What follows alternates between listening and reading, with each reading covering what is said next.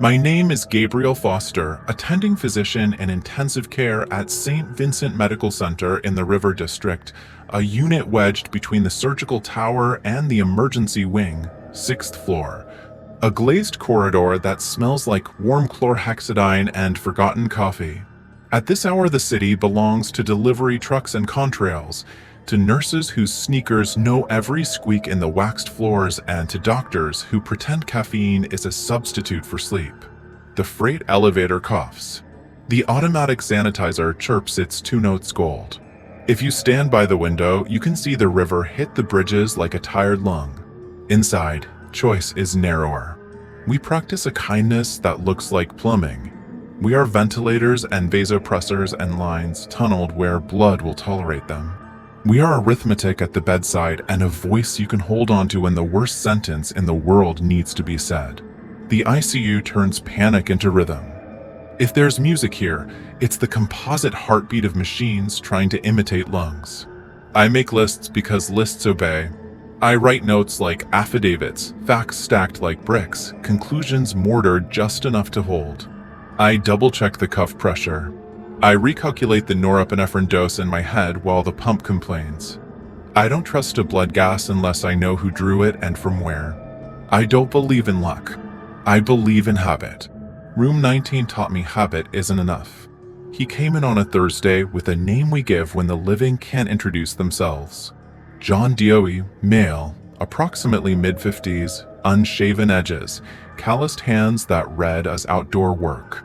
EMS found him down behind a laundromat, unknown downtime. Asystole in the field, then RSC after 21 minutes of paramedic stubbornness and cold air in the lungs. They started targeted temperature management. We continued cool to 33 degrees Celsius, 91.4 degrees Fahrenheit, then warm by protocol. CT head, diffuse loss of gray, white differentiation. Pupils sluggish and unequal. Corneal reflex present only if I wanted mercy. We turned sedation down for the exam and got nothing useful. Neurology sent a fellow with a priest's face. He looked at the continuous EEG like bad weather on a radar. Malignant periodic discharges, he said, quiet enough to end an argument. The tech clipped on electrodes, the laptop hummed, and the screen filled with the grayscale ocean I've learned to read, raw tracing on top, trends beneath. I asked for amplitude-integrated trend in addition to the compressed spectral array because I like to see both shoreline and water. The raw showed generalized periodic discharges at roughly 1 per second, triphasic enough to let you say, metabolic encephalopathy, out loud while your face says, devastating. He was already intubated in the ED. We rolled into the pod with the ventilator set to pressure control. FiO2 40%, PEEP 10 centimeters H2O, inspiratory time 0. 9 seconds, rate 18. The pressure waveform, a square by design, marched across the screen. Tidal volumes hovered where I could live with them. He didn't trigger breaths. An arterial line traced a sleepy systolic in the 90s and a diastolic embarrassed to be seen. I started norepinephrine at 0.06 μg/kg/min and vasopressin at 0.03 units/min, the sort of dose that makes you feel virtuous without moving the needle. When I left his door the first hour, I said what we say when we choose to be human, we'll watch. 48 minutes later, Marla Ortiz, our night charge nurse, eyebrows that could silence a code, stood in the glass and said, Dr. Foster? You sing, right? I don't, I said. My sister sings. I learned rhythm from monitors. Come anyway. Room 19's squareness had grown a personality. The pressure curve rose with a little leading swell and a crisp ripple near the plateau. Not patient-triggered. Not a leak. Not the compressor. On the amplitude-integrated EEG, the 2 stacked ribbons that let you see a night at a glance, Marla had toggled the optional overlay some techs like to add when they're in a teaching mood. 5 faint horizontal lines across the screen. Staff paper if you tilted your head. And the bursts along the trend, those periodic discharges, landed like notes. We are very good at seeing constellations where there are only stars. I opened my mouth to say it. Marla beat me by touching the knob. Watch. She nudged the inspiratory time from 0.9 to 1.0 seconds. The square widened a hair. The next AG burst landed right on a vertical grid line, aligned like a downbeat. The ventilator's ripple occurred under the peak corresponding to the discharge. The arterial line, bored a minute ago, climbed 3 millimeters of mercury, like a person lifting their head at their name. You set the vent to the EEG? I asked. I matched it, she said. If I follow the she grimaced at the word music, he doesn't climb his presser. If I don't, he sulks. Ben Kolinsky, the bedside nurse, dried his hands like he resented the paper towels. When she set the rate to match the spacing on the AG trend, his map went from 58 to 68. If we drift, it dives like a pelican, the pump screams, and we give it what it wants for no gratitude. I stood where the ventilator's mind lives. Doe's chest rose in obedient squares. The raw flicker kept its bad rhythm. The AEG dotted. The unit's ambient chorus was the usual, valves sighing, pumps ticking like fussy metronomes, an occasional alarm clearing its throat. Prove it, I said. Being wrong in public is part of the job. Marla turned inspiratory time back to 0.8 seconds to make her point. The ripple slid left across the plateau. The next AG burst landed a hair off the grid. The map fell to 58 millimeters of mercury. The Noripi pump bleated the way pumps bleat when they're teaching you a lesson. Back, I said, and hated the hurry in my voice. She returned the setting to 1 second. The ripple snapped into alignment like iron to magnet. The blood pressure climbed like it had been waiting to be asked. I turned the norepinephrine to 0.04. Vasopressin sat there like a guest pretending it helped clean up. Okay, I said, which in intensivist means I will be cautious out loud and greedy in my head. What else does he like? We made tiny adjustments, the sort our religion is made of. Rate from 18 to 16 to match the spacing the AEG wanted. Inspiratory time to 1.1 so the plateau sat under a held burst. Peep down to 8 centimeters H2O so mean airway pressure matched the rusts. The pressure square acquired ornaments, a little roll at the leading edge when the AEG's thinner ribbon rose, a decrescendo as the band lightened. The raw flicker started to look like something I didn't want to name, not modern notation with its bully time signatures, but chant. Neumes. Curves that lived before bars and boxes. I hate how much sense this makes, Ben said. How do we explain it to neuro? I asked, not because I needed permission, but because the act of imagining their eyebrows keeps me honest. As entrainment between cortical periodic discharges and ventilator cycling improves venous return and autonomic tone, Marla said dryly. Or coincidence. Pick your doctrine. At 2:13 a.m., the little EEG printer at the desk coughed. It does that every night. Barcodes, lab labels, the paper detritus that keeps blood where it belongs. This time, it spat a single page with the AEG trend for the last half hour printed on grid lines, circles where the bursts landed, as if the machine were annotating a score. Ben flipped it over. On the back, the printer did a second thing it should not do, gray text resolving like fog. An obituary. Name, dates, city. 2 sentences like a doorbell no one answers. The date at the bottom was tomorrow. The name at the top was my sister's. There's a rhythm your heart adopts when the floor drops an inch. I took the paper, read the impossible lines, and felt that old turbine stall sensation. My sister lives 3 states away and texts me pictures of thrift store saucers like X-rays. She is the one person allowed to call me Gabe in public. The obituary used her maiden and married name together, exactly the way she writes it when she's tender. No photo, ghost printers can't conjure faces. The cadence of the copy matched her local paper. She is survived by, and there I was, comma and all. This is a prank, Ben said, but doubt hollowed the sentence out. By who? Marla asked. And why your sister? Because I talk about my family to stay human in rooms that smell like forgetting. Because a resident once called her to confirm I had kin. Because buildings keep dossiers. Or, Marla said, because he's teaching you. We all looked at the man in the bed. Nothing had changed. The stillness of beyond verbs. The raw trace flickered. The AEG dotted its small insistences. I'm calling her, Ben said.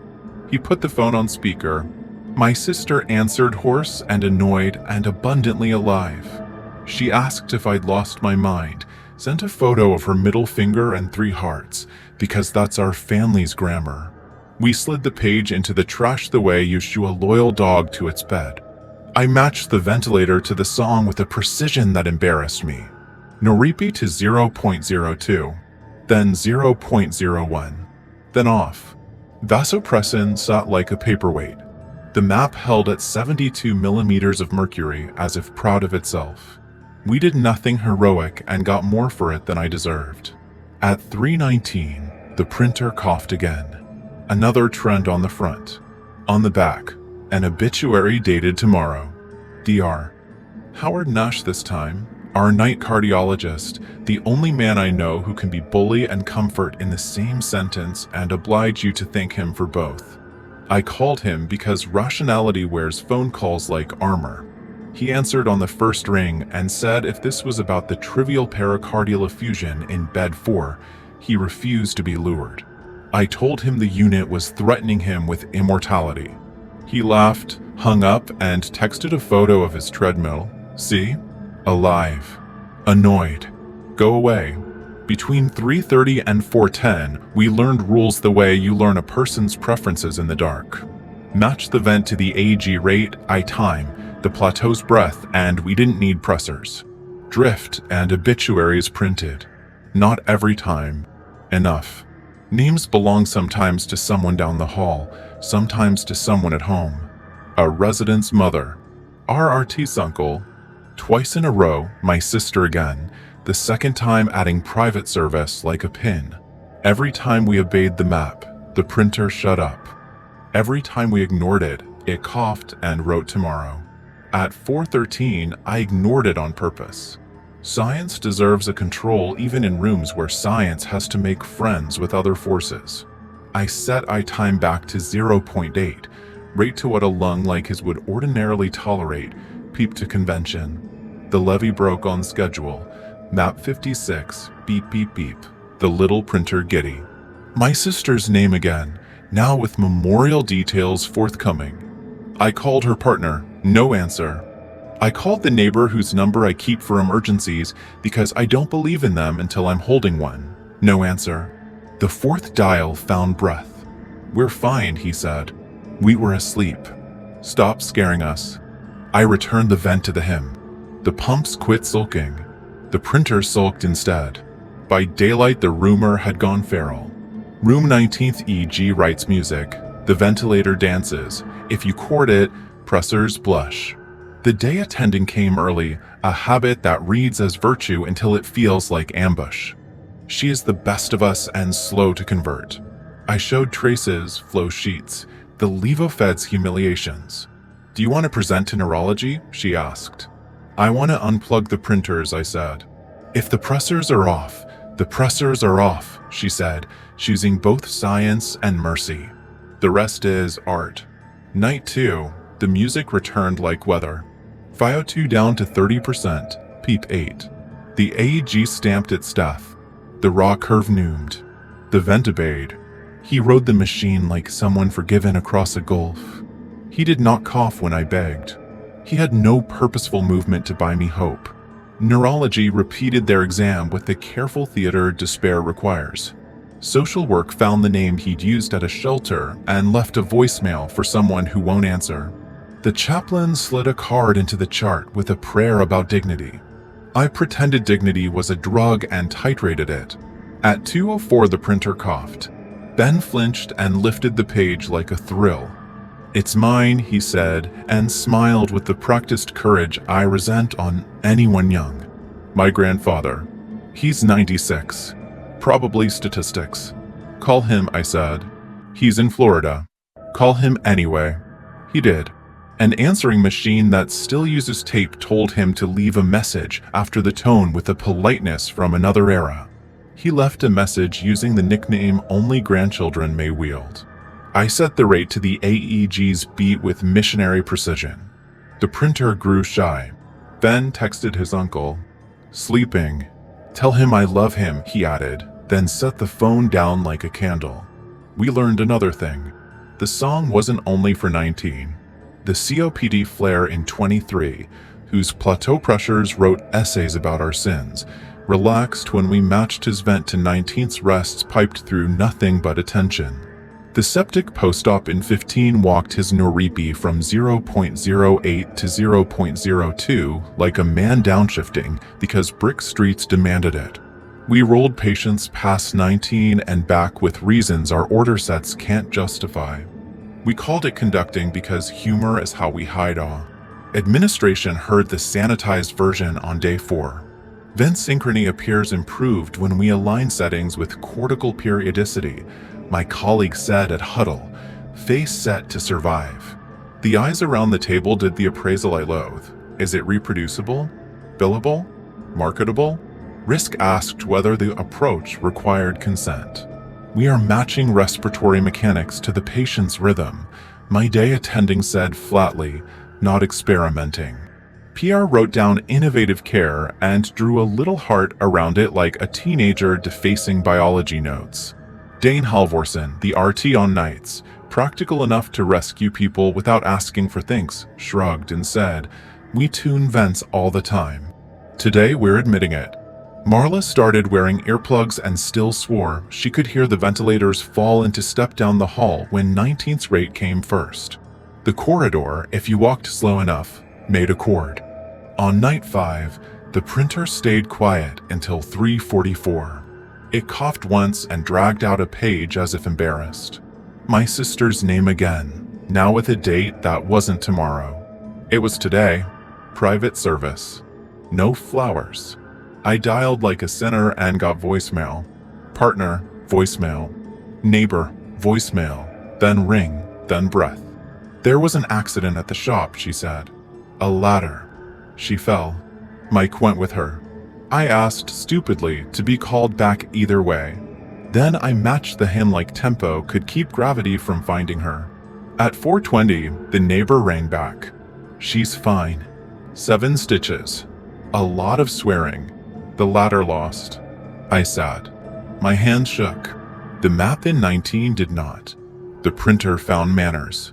The unit let me pretend we were in charge. We built a ledger because paper can't be gaslit. A notebook at the nurse's station, disguised as a supply log in case risk wandered by, where we entered time, vent settings, AG pattern, pressor dose, printer behavior, obituary name, whether the person answered the phone. The pattern we didn't want appeared, obey and nothing prints, disobey and tomorrow arrives in toner, call and you sometimes move a needle, refuse and the building learns the taste of your name. Neurology wanted analysis. Cross-correlation between AEG periodicity and airway pressure waveform, the fellow said, bright with a hope I didn't want to break. If it's entrainment, we'll see a peak near 0 lag. He asked for the data stream. I told him where to find it and asked him not to camp outside 19 like a boy chasing constellations. He nodded because he is better than my cynicism. We repeated the exam until ritual made us holy. Pupils without humor. Corneals without dignity. No motor response. Somatosensory evoked potentials that refused to be kind. The ethics consultant sat with us in the empty family room and translated duty into prose. Your obligation is comfort and fidelity. It is not to a building song. Our OPO liaison left a packet with tabs, corneas, skin, bone, valves, and the sentence meant to be bomb. If there is a gift to be made, we will carry it gently. At 5:30 p.m., before I signed out, the day attending said, we have to talk about withdrawal. She didn't say it with cruelty. She used me like a rope. He had no kin we could find. He had a name the social worker had pulled from a shelter's log and an address that wrote wrong person on every envelope. Deciding when machines stop pretending is part of the oath no one makes you say out loud. At midnight, my sister texted a picture. White sutures, brown skin, eyebrows annoyed into an accent. "Stop worrying," she wrote. "I'm not worth your EEG." I told her she was worth everything. She sent a sticker of a cartoon bandage and told me to sleep, which was a joke. We extubated 19 at 12:42 a.m. with the unit quiet as a church that believes in science. We told him what we were doing even if he was beyond the world where words work. We kept our drips off because the music had held them off. We turned pressure control to spontaneous and then to off. The AG slowed into a cadence that was unfairly beautiful. The arterial line wrote one last modest systolic, one last brave diastolic, then straightened into a line even lawyers respect. The ventilator clicked and exhaled. The printer did not cough. "Time of death," Marla said, and waited for me to make it true. We cleaned him like the living. The opio took tissues per a consent the law trusts the species with. Sister Mina lit a candle at the door that the smoke detector pretended not to notice. We made the bed and admitted a new patient to 19, a septic shock that had been writing ugly poems up the corridor. I set their vent the way I set vents, to the best of my ability and the limit of my patience. The AEG did not sing. Pressors behaved like drips should, which is to say badly, then better. In the morning, neurology brought a graph, a peak in cross-correlation at near-zero lag between AEG bursts and airway pressure pulses. A science word for not all coincidence. They said entrainment with a face that could pass a deposition. Administration asked for talking points on our novel synchrony. Risk asked whether the printer incidents had been documented. I lied enough to survive and not enough to sleep. PR asked whether we could tell the story without the obituary part. I told her to ask the ceiling. Not every night since has obliged a song. Some nights I set the vent by the book and the book is good enough. Some nights I pretend not to hear the cord in the floor and the printer rewards my disobedience with a name and a date. I call. I make a fool of myself. I get a groggy hello. I breathe again. Twice the calls rang through to the kind of silence that means a hospital without me. Twice a neighbor called back to say he fell, she went, they're okay. I wrote that down and tucked the page away like a relic. We don't call him John Doe anymore when we talk among ourselves. We call him the saint of room 19 because saints are just people who make rules feel smaller than love. We don't mean it the way religion means it. We mean the one who taught our building to sing so we'd behave. The story spreads like rounds. Watch the ripple, match the grid, say gift only after they do. The residents stand at his old threshold for no good reason and learn how to be quiet. RTs fold their arms and pretend not to hum. Compliance added a box to our flow sheet, rhythm-guided vent adjustment. Y/N because checkboxes domesticate wolves. We use it as a wink when the world is cruel. If a new nurse asks, "What's that?" we say, "A story," and if they look disappointed, we say, "It works." On a Thursday 3 weeks later, my phone alarm went off at 3:12 for no reason I'd said. The little printer coughed. The back page named Howard Nash again. I called him because I am weak. He answered breathless and laughing. "I knee would," he said. He was on his treadmill at a 24-hour gym, knee behaving only at a certain cadence. "It's a hymn," he said, stealing my vocabulary. I hung up on him for the theft. I started hearing things I had trained out of myself to stay sane. The vents down the hall falling into step when 19th's frame settled into my hands. The way a room's pumps would take in a pattern if 3 patients belonged to the same tempo. If you walked slower than your own impatience, the corridor's hum turned into a chord. When I ignored it, paper appeared with toner that had learned my name. Risk called a meeting because that's what Risk does when a story refuses to be domesticated. We sat in a windowless conference room with slanted ceiling tiles and a projector that smelled like dust. I presented a version you could file: ventilator, EEG entrainment, improved blood pressure, reduced vasopressor requirements, cross-correlation analysis. I did not present the printer. The committee asked about generalizability. The ethicist asked about consent. PR asked about outreach. A vice president asked if the music therapy angle could be leveraged for donors. I stared at him until he blinked. "We're not piping Mozart into lungs," I said. "We're listening to people after we can't hear them anymore." After the meeting, in the hall that connects admin to the wing with hand-me-down ventilators, an older EEG tech stopped me by pretending to check a card. "Room 19, she said, with a nod that put age into the number. "You know this isn't new." "What isn't?" "Hospitals remember their tricks." In 99 at County, I watched a ventilator behave better if you set the eye time to the burst suppression interval. Everyone said it was artifactual, a filter glitch, a fluke. Then the printers jammed and we lost the paper. Stories go away when you don't write them down. She adjusted a cable that needed no adjusting. "Keep your ledger," she said, and walked like a person who had seen too many monitors learn to talk. My ledger thickened. Some nights the obituaries were for people I hadn't been brave enough to love out loud. My ex Jonah, a cousin I'd failed to call in a year that contained both a pandemic and my worst self. The assistant unit secretary who once taught me how to fix a paper jam by sweet-talking the tray. A paramedic who'd coached me through a roadside intubation by saying "you're okay" until I was. I called when the printer said their names. Most picked up, irritated, and then softened. 2 did not. One called back an hour later, sheepish and living. The other didn't, and I carried that weight like a stone in my pocket for a week. Then there were the nights when the building seemed almost playful. I matched tempo and the pumps conned. I wandered and the printer wrote no one's obituary, as if to show it could choose not to be cruel. In those hours, the ICU felt less like a place for triage and more like a strange, strict chapel that had decided to let us borrow some of its dignity. The day before Thanksgiving, we admitted a woman with a massive subarachnoid hemorrhage. Her name was on insurance forms and holiday plans. She seized an ED, then again on transport. We cooled her quickly and then warmed her slower than anyone could have patience for. Her husband stood in the doorway with the coat hanger distress that spouses wear here.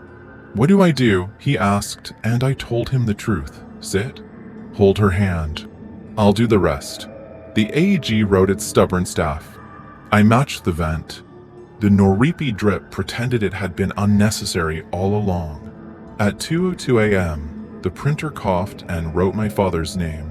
He lives in Arizona. He doesn't call me. He believes in prayer more than monitors. I called him anyway. He answered and said, "Gabe, exactly like I needed." We talked for 2 minutes and said nothing important and everything that matters. He sent me a photo the next day of a pie that had failed in a way that looked successful. Sometimes that's enough. The saint of room 19, as the nurses say it now, did not save anyone I can prove. We extubated him in the plain dignity of medicine. We closed his chart. We replaced him with someone who needed us more. But the building kept his lesson. Matching a breath to a brain that refuses us is not science in any journal I can publish in. It is a posture. Conduct if the room asks. Call when the printer writes in the wrong tense. Refuse to let a machine say goodbye for you. A month later at 3:11 a.m., the EEG printer ran out of paper. The unit felt lighter instantly. Marla refilled the tray and hit it with her palm, and the machine reconsidered its life. It dragged out a page grudgingly. On the back, no obituary, just a block of dark where text should be, like a redacted secret. "That's new," Ben said. "Maybe it's tired." We exhaled again and pretended the reprieve was permanent. It wasn't. We are not owed that kind of luck. Nights turned into their winter version. Static-heavy scrub tops, cracked knuckles, pulses that hate the dry. The music kept visiting. Some young nurses tuned their own gait to the monitors without realizing. A resident hummed under her breath once and apologized, as if she'd violated some old rule. Sister Mina taped a tiny paper star above room 19's door frame, and no one removed it. Howard Nash began making jokes about bringing his metronome to rounds. I pretended to be annoyed and took the idea home, counted aloud while boiling pasta, caught myself matching my steps to a cadence that wasn't mine, felt foolish, and didn't stop. On the last night before my rotation flipped back to days, the unit was wind quiet. Snow had made the parking lot honest. The city held its breath like we do when we slide a dreary morning into holiday. Room 19's bed held an old carpenter with sawdust ground into his cuticles. Multiloper pneumonia. A heart that had worked jobs it hadn't been paid for. He arrived gasping, then grateful, then intubated. His daughter stood at the foot of the bed and texted a group chat with too many names in it. I tuned his bed to the song I pretended I did not hear coming from the wall where room 19 ends and other rooms begin. His blood pressure obeyed. The printer kept its mouth shut. At 3:12, my phone buzzed without any notifications. A phantom alert that carried weight anyway. I walked to the glass, looked at the carpenter's calm chest, and felt something shift the way weather shifts without clouds. I thought of the first night with Doe, the ripple on the pressure plateau, the little notes the AG insists on, the circle on the paper, the first obituary naming my sister. I thought of calling and calling until someone answered. I thought of calling and not being answered and making room inside myself for that silence, without pretending it had to mean the worst. I put my hand on the ventilator. The plastic was warmer than it should have been. I bumped inspiratory time by 1/10 of a second and watched the plateau crest line up with a burst like a downbeat. The carpenter's arterial line rewarded me with a little flourish. "You're welcome," I said to no one. When I turned away, Marla was in the doorway, smiling in that way people do when they're relieved a superstition turned into a practice. "Conducting?" she asked. "Always," I said. After that shift, I walked to the garage under a sky that had formed ice without permission. My breath surprised me with its visibility. My car made a sound that promised loyalty.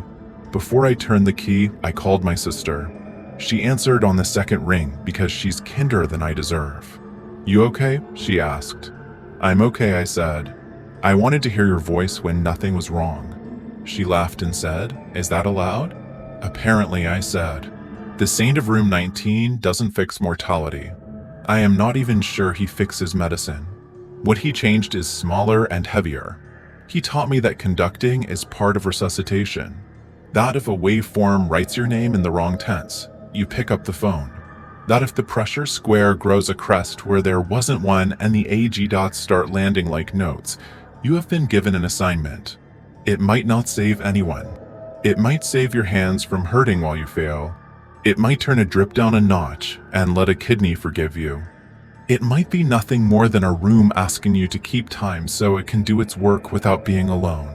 When fellows ask about prognostication in anoxic brain injury, I tell them the literature: gray, white ratios, absent N20S, burst suppression with unreactive background.